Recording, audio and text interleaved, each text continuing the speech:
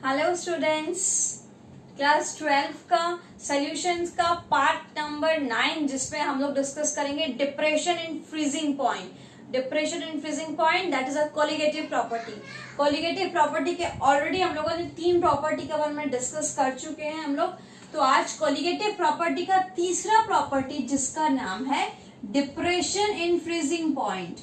Depression in freezing point पूरा लिखिए, depression in freezing point. तो ये क्या है depression in freezing point? Depression in freezing point किसकी प्रॉपर्टी है? एक कोलिगेटिव प्रॉपर्टी है। This is a colligative property.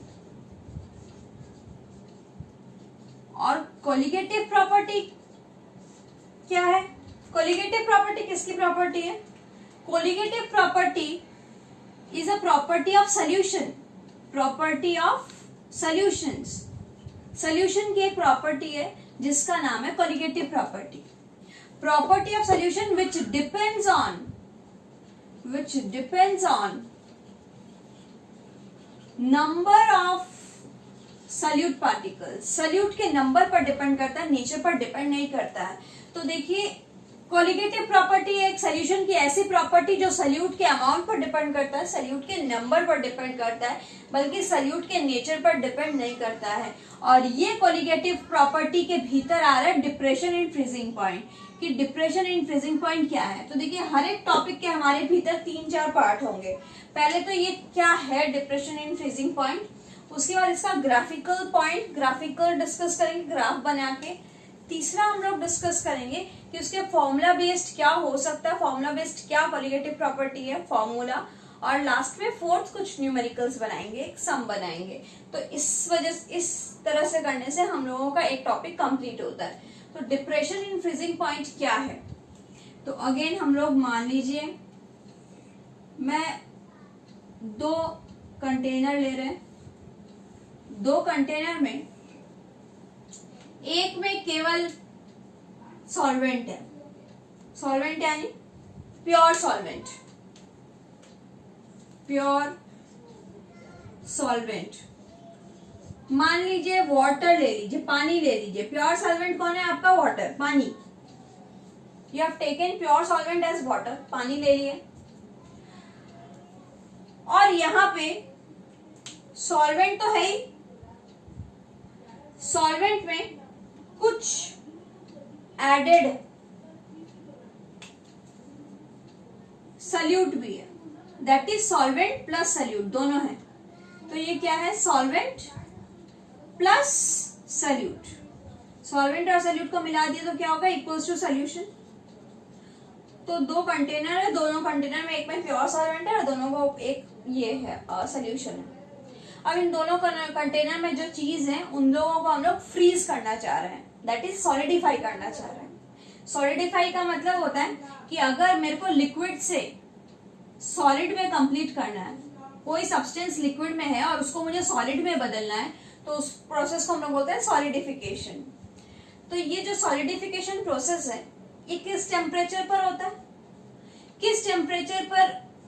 मान लो ये पानी है, पानी से बर्फ बनाना है, ठीक है, पानी से बर्फ ही बनेगा, H2O, लिक्विड से H2O, सॉलिड बनेगा बर्फ। तो किस पॉइंट पर बनता है? वाटर की फ्रीजिंग पॉइंट। तो कोई भी अगर सॉल्वेंट है, कोई भी सॉल्वेंट, कोई भी लिक्विड अगर सॉलिड में बदलता है तो किस टेम्परेचर पर बदलता है? उस टेम्परेचर को हम लोग बोलते हैं फ्रीजिंग पॉइंट। फ्रीजिंग पॉइंट, ठीक है। नेक्स्ट ग्राफ में हम लोग डिस्कस करेंगे फ्रीजिंग पॉइंट क्या होता है, वहीं से स्टार्ट करेंगे। तो याद रखना, फ्रीजिंग पॉइंट पर लिक्विड अपने सॉलिड पर मूव करता है। तो मान लीजिए कि ये प्योर सॉल्वेंट है और इस प्योर सॉल्वेंट में वाटर का 0 डिग्री सेंटीग्रेड सेल्सियस या 273.15 केल्विन, इतना पे ये सॉलिडिफाई हो रहा है, बर्फ बन रहा है। और ये सॉल्यूशन है, यानी पानी में कुछ मिला हुआ है। मान लीजिए पानी में आपको एक दूसरा सॉल्यूट डाल दीजिए, कुछ भी सॉल्यूट डाल दीजिए, ग्लूकोज डाल दीजिए, ग्लूकोज C6H12O6 उसको डाल दिया। तो वाटर 0 डिग्री पे फ्रीज हो रहा था, क्या सोल्यूशन भी 0 डिग्री पर होगा? 0 डिग्री पर होगा? नो, 0 डिग्री पर नहीं होगा। तो कितना डिग्री पर होगा? 0 से कम पर होगा। 0 से कम क्या होगा? माइनस में कोई भी वैल्यू हो सकती है डिपेंडिंग ऑन सॉल्यूट। सॉल्यूट क्या ऐड किया उस पर डिपेंड करता है। -2 हो सकती है, -5 हो सकती है। दैट इज वैल्यू थोड़ी कम हो गई। और ये जो वैल्यू कम हो गई, ये वैल्यू जो कम हो गई, क्यों वैल्यू कम हुई? क्योंकि इसमें सल्यूट पार्टिकल्स है। Why this value decreased? Because of this solute particles. Because of this, कैसा सल्यूट पार्टिकल है? नॉन वोलाटाइल नॉन इलेक्ट्रोलाइट, याद रखना, non volatile non electrolyte solute particle add किए, उसके कारण ये सोल्यूशन की फ्रीजिंग पॉइंट थोड़ी डिप्रेस हो गई है, थोड़ी घट गई है, डिप्रेस हो गई है। This depression is called depression in freezing point. अब ये जो डिप्रेशन इन फ्रीजिंग पॉइंट है वो क्यों? क्योंकि यहाँ पे प्योर चीज था, लेकिन यहाँ पे प्योर नहीं है, प्योर नहीं है, सल्यूट है, तो इसका वेपर प्रेशर थोड़ा कम है, इसका वेपर प्रेशर ज्यादा है। तो वेपर प्रेशर, फ्रीजिंग पॉइंट हम लोग अब डिफाइन करते हैं। What is freezing point? यहाँ पे मैं फ्रीजिंग पॉइंट का डेफिनेशन लिखती हूँ कि फ्रीजिंग पॉइंट हम लोग बोलते हैं जब vapour pressure of liquid is equals to vapour pressure of solid. जब इक्वल हो जाता है, जिस टेम्परेचर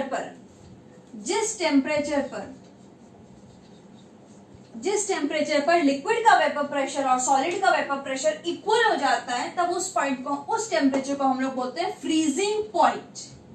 तो यहां पे जब फ्रीज हो गया, जब बर्फ बनने लग गया, तो बर्फ किस पॉइंट पर बना, किस टेम्परेचर बना? जब लिक्विड का वेपर प्रेशर और सॉलिड का वेपर प्रेशर इक्वल होगा। लेकिन ये क्या यहाँ पे सेम टू सेम उस टेम्परेचर पर फ्रीज होगा? नो, वो उस टेम्परेचर पर फ्रीज क्यों नहीं होगा? क्योंकि वेपर प्रेशर लिक्विड का क्या है? कम है। वेपर प्रेशर लिक्विड का कम है क्योंकि इसमें सल्यूट है, तो इसके वेपर्स बहुत स्लो फॉर्म होंगे, क्योंकि सल्यूट जाके सॉल्वेंट के भीतर फंस गए हैं। अब फंस गए तो उतना ज्यादा वेपर प्रेशर नहीं है, तो वेपर प्रेशर उतना ज्यादा नहीं है, यानी वेपर प्रेशर कम है, तो उसको सॉलिड के साथ वेपर प्रेशर बनने में भी टाइम लगेगा। तो due to this vapour pressure of liquid और सॉलिड का यहाँ पे बनने, टेम्परेचर होने में टाइम लगेगा यानी डिप्रेस हो जाएगी। तो this is depression in freezing point, जिसमें हम लोग प्योर सॉल्वेंट और सोल्यूशन के बीच में अगर हम लोग फ्रीजिंग पॉइंट कंपेयर करें, तो सोल्यूशन में जिसने सल्यूट ऐड किए हैं, कैसा solute? Non volatile non electrolyte, उसमें डिप्रेशन पॉइंट, डिप्रेशन इन मतलब फ्रीजिंग पॉइंट थोड़ी डिप्रेस हो गई है। अगर ये 0 डिग्री है तो सोल्यूशन के माइनस में चली जाएगी, कम हो जाएगी, यानी फ्रीज होने में टाइम लगेगा।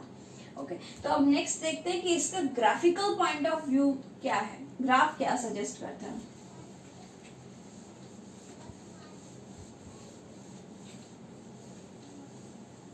ग्राफ देखिए, ग्राफ एक ड्रॉ कीजिए जिसमें आपका वेपर प्रेशर वर्सेस टेम्परेचर रहेगा। Vapour pressure versus temperature. सबसे पहले प्योर सॉल्वेंट, फिर सॉल्यूशन, ठीक है। प्योर सॉल्वेंट पहले रहेगा लिक्विड और लिक्विड से बदलेगा सॉलिड में। तो ये वाला ग्राफ शो करते हैं, लिक्विड और सॉलिड का ग्राफ शो करेंगे। अब लिक्विड का वेपर प्रेशर ज्यादा रहेगा और सॉलिड का वेपर प्रेशर थोड़ा कम रहेगा। तो हम लोग मान लीजिए ये ड्रॉ किए हैं जिसमें सॉल्वेंट लिक्विड के फॉर्म में है, ठीक है, और एक इधर ड्रॉ किए हैं जिसमें सॉल्वेंट सॉलिड में है, लिक्विड सॉलिड, यानी वेपर प्रेशर, टेम्परेचर कम रहा है। देखिए टेम्परेचर इधर कम रहा है, टेम्परेचर कम रहा है, temperature decreases, vapour pressure decreases, temperature decreases, vapour pressure decreases, and solvent changes in liquid to gas solid, liquid से सॉलिड में बदल रहा है। टेम्परेचर कम आ रहा है, लिक्विड से सॉलिड में कम रहा है। अब किस पॉइंट पर फ्रीजिंग पॉइंट आएगा? फ्रीजिंग पॉइंट हम उसी को डिफाइन किए थे ना। फ्रीजिंग पॉइंट किसको डिफाइन किए थे? जब वेपर प्रेशर लिक्विड का और वेपर प्रेशर सॉलिड का इक्वल हो जाएगा, जिस टेम्परेचर पर वेपर प्रेशर लिक्विड और सॉलिड का इक्वल हो जाएगा, यानी जस्ट दिस जंक्शन ये जो सर्कल ड्रॉ की हूं, इस सर्कल पर, इस टेम्परेचर पर जब वेपर प्रेशर सॉलिड का और वेपर प्रेशर लिक्विड जब इक्वल हो जाएगा, उस पॉइंट को मैं बोलूंगी फ्रीजिंग पॉइंट। और ये फ्रीजिंग पॉइंट किसका है? प्योर सॉल्वेंट का है।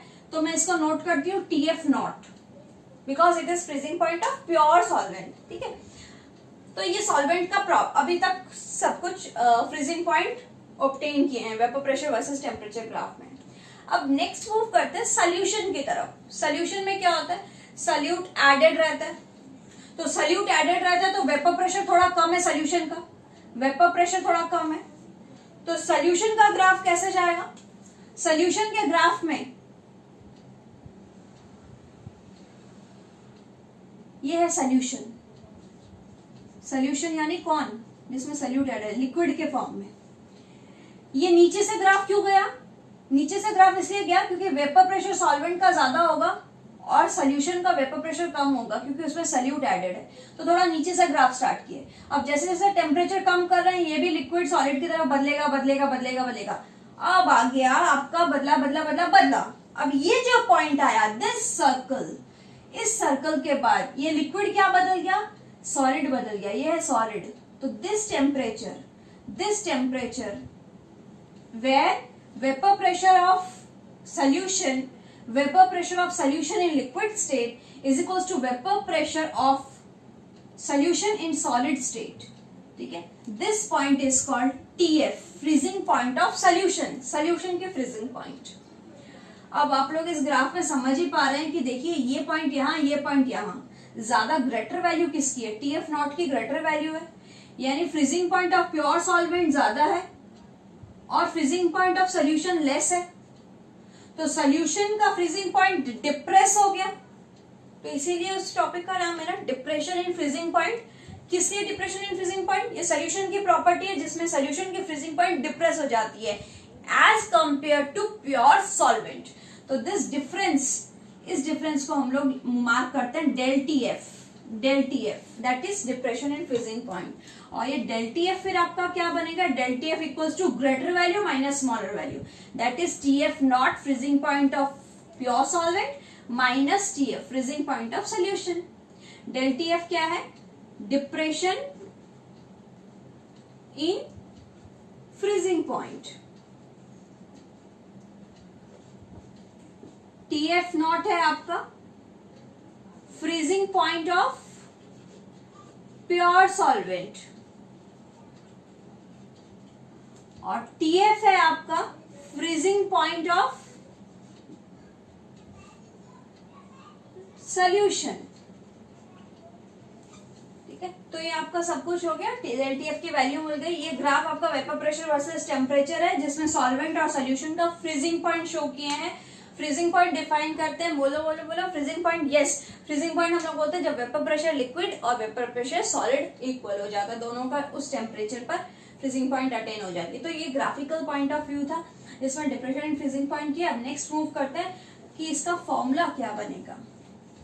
आप लोग इसको पॉज करके स्क्रीनशॉट ले लीजिए। ले लिया स्क्रीनशॉट? नेक्स्ट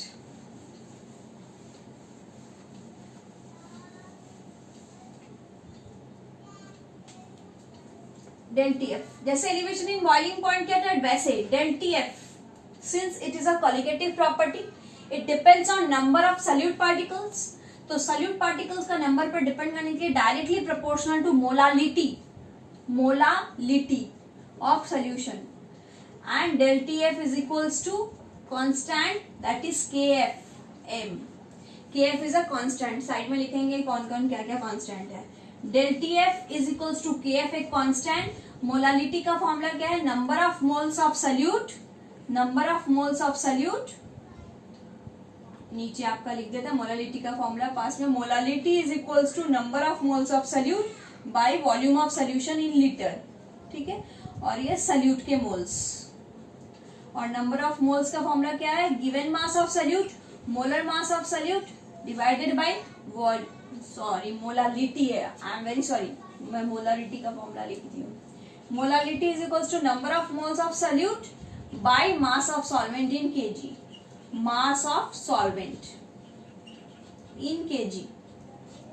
ठीक है, तो इसको आप लिख लीजिए, number of moles of solute formula, given mass molar मास किसका, सल्यूट का गिवन मास, सल्यूट का molar mass by mass of solvent, given mass of solvent divide 1000, 1000 किस लिए, ताकि ये वाला हम लोगों का केजी में रहे, दिस इज मोलारिटी फॉर्मूला। ये चीज यहाँ सब्स्टिट्यूट करते हैं तो क्या आएगा, given mass molar mass of salute bye mass of solvent in KG. तो ये 1000 आप ऊपर लिख दीजिए और नीचे आपका W1।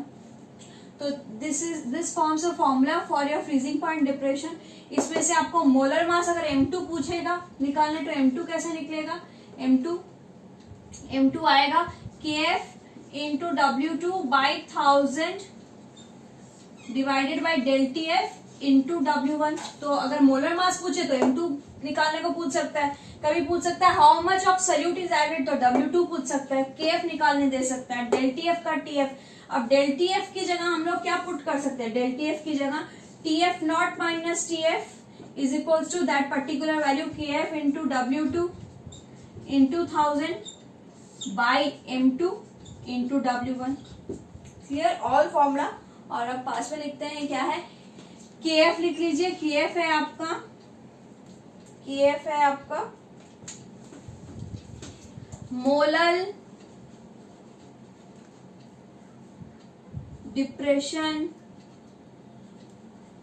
कांस्टेंट या क्रायोस्कोपिक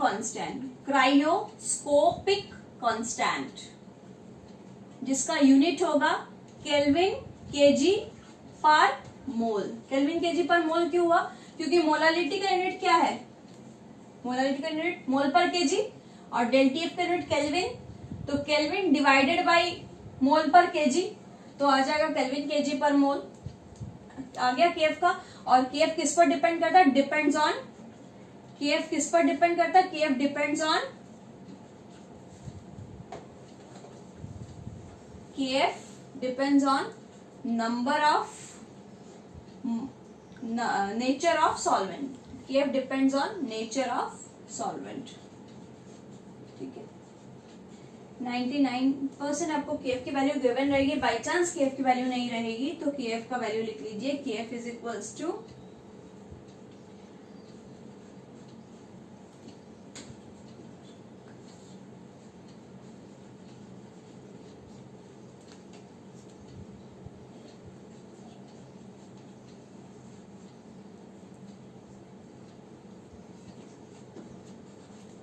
ठीक है, ये R है गैस कांस्टेंट, TF है आपका फ्रीजिंग पॉइंट ऑफ सॉल्वेंट। ठीक है, ये 1000 और ये है हीट, लैटेंट हीट ऑफ क्या हो रहा है यहाँ पे, लिक्विड से सॉलिड जा रहा है तो लैटेंट हीट ऑफ सॉलिडिफिकेशन और फ्यूजन, और M है मोलर मास। तो ये सारी वैल्यू आप लोग उतार लीजिए, जिसमें से आपका अब नेक्स्ट है एक सम। ठीक है, इसमें डेल TF के TF क्या है, मोलालिटी है, del TF directly proportional to molality, एक कांस्टेंट आया KF। और finally we come to the point कि अगर कभी मोलर M2 निकाल लेते हैं, मोलर मास ऑफ सल्यूट तो निकाल सकते हैं, TF निकाल सकते हैं, TF नॉट निकाल सकते हैं। TF नॉट वाटर के लिए कितना है आपका, TF नॉट वाटर के लिए होगा, TF नॉट वाटर के लिए आपका कितना है, फ्रीजिंग पॉइंट 0 डिग्री सेंटीग्रेड, या आपको यूज करना है 273.15 केल्विन। अगर KF वाटर का नहीं दे तो KF वाटर का होता है 1.86 केल्विन केजी पर मोल। ठीक है, तो ये लिखिए। अब नेक्स्ट एक सम आपके लिए, एक सम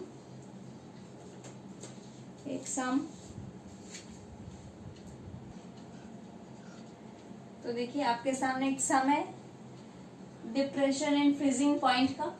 इस सम में क्या है, लेट्स स्टार्ट। इस सम में 5 ग्राम ऑफ अ सब्सटेंस, इस सम को लिख लीजिए आप, पॉज करके लिख लीजिए और फिर स्टार्ट कीजिए। 5 ग्राम ऑफ अ सब्सटेंस, एक सब्सटेंस है 5 gram, when dissolved in 50 gram water, यानी पानी में डिसॉल्व किया तो वो सल्यूट हो गया, तो सल्यूट का 5 ग्राम गिवन मास है, तो given mass W2 5 gram, when dissolved in 50 gram water, तो 50 ग्राम वाटर मेरा हो गया सॉल्वेंट का गिवन मास, तो W1 मेरा है 50 gram, lowers the freezing point by 1.2 degree, lowers the freezing point, यानी आपका डेल्टीएफ दिया हुआ है, लो फ्रीजिंग पॉइंट को डिप्रेस कितना किया 1.2 degree Celsius. Calculate molecular weight of substance, substance का मॉलिक्यूलर वेट यानी सल्यूट का M2 निकालने दिया है क्वेश्चन मार्क, और केएफ गिवन है 1.86 केल्विन केजी पर मोल। अच्छा, इसको आप लोग डिग्री सेंटीग्रेड भी लिख सकते हैं, इसको आप डिग्री सेंटीग्रेड कर लीजिए। इस सम को हम लोग स्टार्ट करते हैं। तो आंसर हम लोगों का फॉर्मूला क्या है, delta t f equals to k f into m, m है मोलालिटी, मोलालिटी है given mass, molar mass solute का, और मास ऑफ सॉल्वेंट केजी में। अब इसको यहाँ पे पुट कर दीजिए, देखिए सब वैल्यू गिवन है, डेल्टीएफ है आपका 1.2, केएफ है आपका 1.86 इंटू W2 5 ग्राम दिया हुआ है, 1000 सॉल्वेंट को केजी में करने के लिए M2 मुझे निकालना है, और W1 मेरा कितना गया 50 ग्राम दिया हुआ है। अब इसको कैलकुलेट कीजिए आप, M2 को उधर ले जाइए तो मेरा आएगा 1.86 into 5 into 1000 divided by 1.2 into 50। अब इसको कैलकुलेट कर दीजिए तो आपको लोग का निकल जाएगा इज इक्वल्स टू M2। तो ये इक्वल्स टू M2 की वैल्यू आएगी 0 0 कटा, 5 5 कटा, पॉइंट हटा, उधर 10 पॉइंट हटा, इधर 100, ठीक है 100 100 कटा, ऊपर 10 आया, यानी फाइनली आपका आया 186 डिवाइडेड बाई 12 इंटू 10। तो 186 से ये वाला कर दीजिए, 12 1 जा 12 आया 66, 12 5 जा 60, तो 5 जा 60, बाकी बचा 6, 60 तो बचा 6 बचा, पॉइंट डालेंगे 0 आएगा, फिर 5 आएगा, तो 15.5। तो देखिए फाइनली आपका मोलर मास आएगा 15.5 ग्राम पर mole. Is your answer coming? आपका आंसर क्या यही आ रहा है? तो इस सम को आप फटाफट से नोट कीजिए कि ये कैसे सम करना है जब आपको सब कुछ दे दिया, मॉलिक्यूलर वेट कैलकुलेट करने बोले। आइए बढ़ते हैं नेक्स्ट सम की तरफ। नेक्स्ट सम लिखिए आप लोग। तो देखिए एक और सम आपके लिए, जल्दी से इस सम को उतार लीजिए और इस सम में क्या है देखते हैं। 27.5 gram of an non electrolyte of molar mass 100 gram पर मोल डिजॉल्व इन 500 ग्राम, यानी वाटर मेरा सॉल्वेंट है, सल्यूट एक नॉन इलेक्ट्रोलाइट है। तो सल्यूट का गिवन मास W2 कितना दिया हुआ है 27.5 ग्राम, सल्यूट का मोलर मास भी दिया हुआ है 100 ग्राम पर मोल, और सॉल्वेंट कितना है, सॉल्वेंट W1 है 500 ग्राम सॉल्वेंट दिया हुआ है। फ्रीजिंग पॉइंट सोल्यूशन का निकालना है, माइंड डेल्टीएफ नहीं निकालना है, टीएफ निकालना है। TF is equals to question mark, KF is equals to 1.86 kelvin KG per mole, और फाइनली केएफ दिया हुआ है, और TF not that is freezing point पानी का कितना होता है 0 डिग्री सेल्सियस दिया हुआ है 273.15। तो देखिए जो जो होता है उसको आप फटाफट वही एक लाइन पढ़ के उसको आप लिख लीजिए, नहीं तो आप पूरा क्वेश्चन पढ़ने के बाद फिर दोबारा पढ़ेंगे, एक वो नहीं होता है। जो आप पढ़ रहे हैं उसको आप समझ के लिख लीजिए कि क्या क्या पढ़ रहे हैं। तो इस सम में आपका delta t f equals to k f into m, m का मतलब मोलालिटी, मोलालिटी होता है given mass of solute, molar mass of solute, mass of solvent in k g, ये है मोलालिटी का फॉर्मूला। डेल्टीएफ हो गया आपका t f not minus t f equals to k f into W2 into 1000 by M2 into W1 mass of solvent. अब देखिए TF not मेरा दिया हुआ है और टीएफ मेरा कितना दिया हुआ है, टीएफ मेरे को निकालना है। अब एक चीज देखिए यहाँ पे केएफ आपका केल्विन में है, केएफ आपका केल्विन में है, लेकिन टीएफ नॉट आपका 0 डिग्री में है। नहीं तो आप बाद में भी वो वाला कैलकुलेशन कर सकते हैं, यहाँ पे सिर्फ आप डेल्टीएफ निकाल दीजिए। तो डेल्टीएफ यहाँ पे क्या होगा, डेल्टीएफ इज इक्वल्स टू केएफ की वैल्यू है मेरी, केएफ 1.86, वाटर के लिए 27.5 1000 बाई मोलर मास 100 और उसका 500 2 50। तो ये डेल टी एफ आपका आ जाएगा। डेल टी एफ आपका कितना आएगा, इसको कैलकुलेट करके देखिए। डेल टी एफ आपका आएगा 1.02। डेल टी एफ आपका आएगा 1.02 केल्विन। देखिए ये इतना आ रहा है कि नहीं आ रहा, 1.02 केल्विन। अब डेल टी एफ में आपको ले ये केल्विन में आया। क्यों केल्विन में आया? क्योंकि के एफ की वैल्यू तो हम लोग केल्विन केजी पर मोल में किए थे। अब डेल टी एफ क्या होता है? डेल टी एफ होता है T F not minus T F. अब डेल टी एफ मेरा कितना आया? 1.02 पुट कर दिए। टी एफ नॉट यानी कौन है T F not? Freezing point of water. तो वाटर की फ्रीजिंग पॉइंट कितनी है? 0 डिग्री। ये तो केल्विन में है तो हम लोग इसको केल्विन में करते हैं। 273.15 kelvin minus T F solution का। क्लियर? तो ये यहाँ पे भेज दीजिए इसको, तो टी एफ निकल आएगा। फाइनली क्या होगा? माइनस होगा 1.02 minus 273.15 is equal to minus T F. ठीक है, अब उसको बदल दीजिए, प्लस हो जाएगा। तो प्लस 273.15 माइनस 1.02, तो फाइनल आंसर आएगा आपका टी एफ का। टी एफ आपका आएगा 272.13 केल्विन। देखिए आपका यही आंसर आ रहा है क्या? 272.13 केल्विन आपका यही आंसर आ रहा है क्या? इस क्वेश्चन को बड़ा ध्यान से समझिए। इसको आया क्या आपका? इसमें आपको क्या निकालने दिया है? आपको निकालने दिया फ्रीजिंग पॉइंट किसका? सॉल्यूशन का। टीएफ पूछा है, टीएफ। तो आपको ये चीज आपको नोट करनी है कि डेल टीएफ दिया है, टीएफ दिया है कि क्या क्वेश्चन में गिवन है। तो आपके यही सम इसी टाइप के घुमा के रहेंगे। बेंट ऑफ फैक्टर जब करेंगे तब और भी ज्यादा ये वाला काम में आएगा, उसको प्रोसीड करेंगे। नेक्स्ट वीडियो में हम लोग ऑस्मोटिक प्रेशर डिस्कस करेंगे। आज की क्लास यहीं तक। होप आप इस वीडियो को बहुत अच्छे से समझे हैं। अगर ये वीडियो आपको पसंद आया तो इस वीडियो को आप लाइक कीजिए, अपने फ्रेंड्स के साथ शेयर कीजिए और इस चैनल को सब्सक्राइब कीजिए। Thank you.